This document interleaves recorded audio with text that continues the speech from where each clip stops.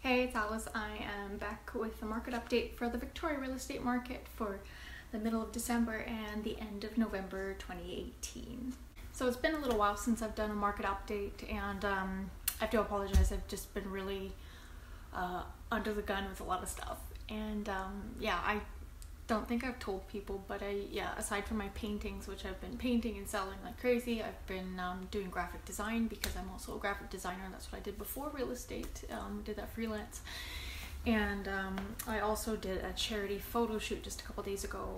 I used to also do portrait photography eons ago, and I just thought it would be nice to volunteer for the single parent resource center and do some Christmas portraits of some kids. So yeah, I'm still kind of just catching up from all that stuff, and yeah, I apologize. I just haven't been in the mindset to do that, and real estate has been busy as well, so throw that all on top, and I've got a lot of excuses for not doing videos.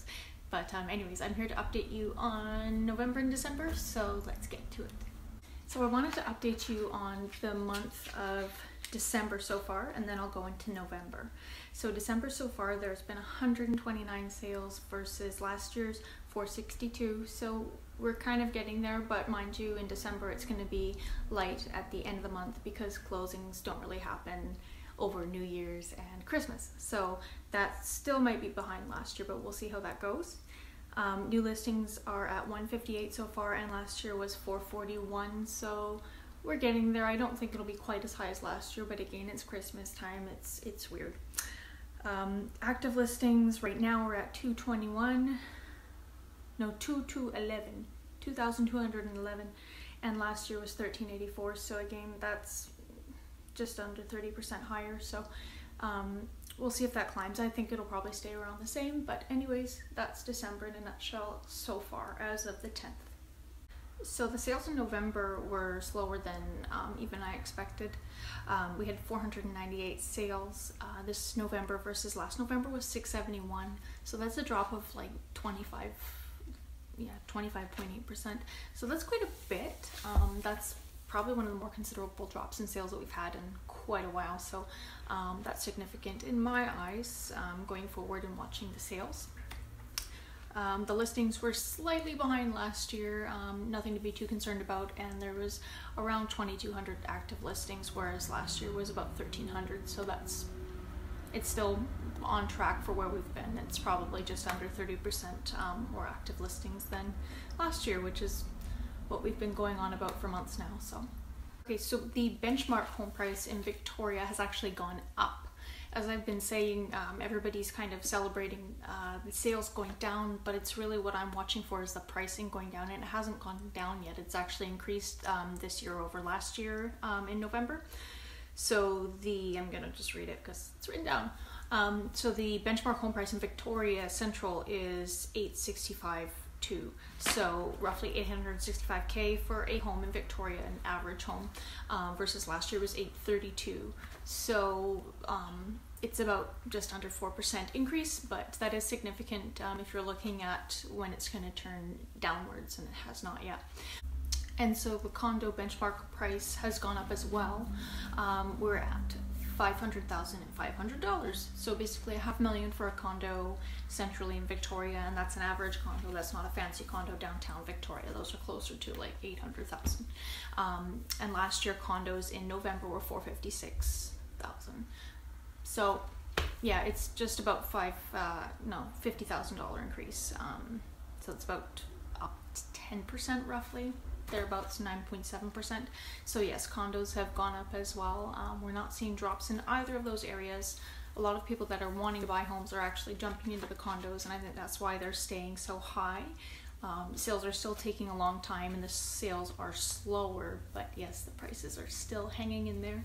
And I think when we see that price drop, that will be when a lot of people who are bubble watching can kind of get excited. But so far, so the HPIs in Victoria are, at basically an all-time high. And I just wanted to tell my local people what are the highest and lowest areas for HPI. So the highest HPI in Victoria is in Vic West. It's at 232. Remember, HPI starts at 100 in 2005. So like 232 is 132% increase. Oak Bay is at 225 and Saanich East and West are at 224. The lowest HPI areas are Gulf Islands, obviously, are at 178. Highlands are at 189 and North Saanich is 188. So you're seeing a lot of the acreages and the larger, more rural properties are not as increased as the suburban ones. My brokerage's favorite mortgage broker, he updates us at our meetings, and he did send out an email that mentioned that Bank of Canada has decided to keep the prime rate at 3.95% right now. They're stating that they don't want to increase it again right now because of growing trade conflicts and low oil supply. So I'm not an economist, but I'll leave it to them. Those are their reasons for it. The Bank of Canada's next meeting December 9th, so they're basically giving you Christmas off, and then they're looking at probably raising it again soon, which is not very much time between the last increase. But anyways, they said that their goal is to smooth the shock of increasing up to where they want to be. So out and around from my area, the Montreal market has been really on fire and at all-time highs, and as we talked about last time, that's probably from foreign interest coming in and wanting to purchase some Montreal properties. So that's been going on over there. And in Vancouver, I'm sure you've seen a lot of videos that Vancouver is down again. It's almost down 38% in sales November year over year, and the benchmark prices are actually coming down in Vancouver.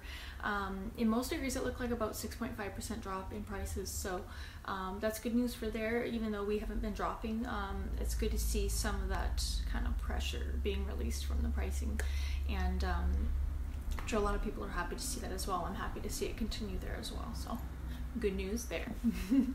Also this month I did my legal update course, which is a requirement for realtors when they are relicensing. You have to relicense every 2 years, and my license is up in March, so I had to get on that.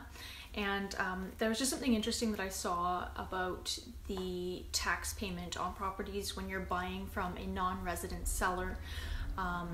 There are taxes payable by buyers in this situation that you probably wouldn't know about unless you had heard about it. So it was news to me, and that's why I'm bringing it up to you, just in case you find yourself in a situation when people start becoming distressed and selling their properties, and they may not be residents of Canada, because we know Vancouver is full of that kind of stuff. So let's just talk about it. So if you buy a property, like a used property from a resident seller, there's normally no GST applicable unless they've used that property for commercial reasons. Other than that, you normally pay GST on a new purchase, a new build. But when you buy from a non-resident seller, there is a 25% GST tax payable. They're calling it GST, and that's payable to the Canada Revenue Agency. So that's payable by the buyer because they don't want to put the onus on the seller to pay, because they don't probably think that they will pay. So buyers are obligated to pay the 25% tax within 30 days of the purchase. So if you are buying from a non-resident seller, do know that that tax will be applicable, and you need to do a holdback in your closing with your lawyer. You need to hold back that amount of money, otherwise you are still on the hook and you will have to come up with that money yourself. So you want to hold it back out of the purchase price. So if you are a person looking at a sale like that and you suspect that there may be a non-resident involved in it, just talk to your realtor and make sure that you have discussed the tax, and if it is applicable, then you need to do the holdback. The only case in which you wouldn't do the holdback is if the seller has paid it themselves, or they have figured out what they owe and sorted it out with Canada Revenue Agency. Then they will have a clearance certificate that they can present to you and prove that they have cleared that, and it's not your responsibility. But if they do not have that, do know that it's on you. So just something to keep in mind if you're buying a really deeply discounted ghost property that's obviously been owned by non-resident sellers. Do beware, because I know sometimes they do not disclose things and people lie about this, and these have been issues. So I don't want to see anybody get burned on that. So if you think that it's a non-resident seller, just do your due diligence and know that that tax will creep up on you. The one last thing I wanted to mention from my legal update course was that while Vancouver has changed the rules for Airbnb, and they've basically made it really difficult to do it, and you have to have a business license, as has Tofino on the island, they are warning us that it is going to be probably a blanket thing in BC that you need a business license to operate a short-term rental or an Airbnb. etc., etc. So just be sure, if you're planning on buying investments when the market crashes or whatever, just look out, because it might be something where you have to rezone the property and get a business license, and that's costly and it takes time, and you know, rezoning can often cause problems with neighbors. So if you are thinking that might be something you want to do in the future, do some research and prepare yourself, because they're cracking down on that as well. So just something I read, and I do see them going that way as well. So interesting, but really depends on if that's what you're interested in. Anyways, that's what I got for this week. I will do better next time. I will post more videos. I know I'm not like all the YouTubers that are posting like 4 times a week, but I'm doing my best, so stick with me if you can. And thanks for bearing with me with my Christmas tree in the background. My office is just full of photo gear from the photo shoot from 2 days ago, so I didn't want to show all that junk. So anyways, that's it for me today, and take it easy. I will see you next time, and yeah, you can like this video, or you can comment or subscribe, whatever you feel like.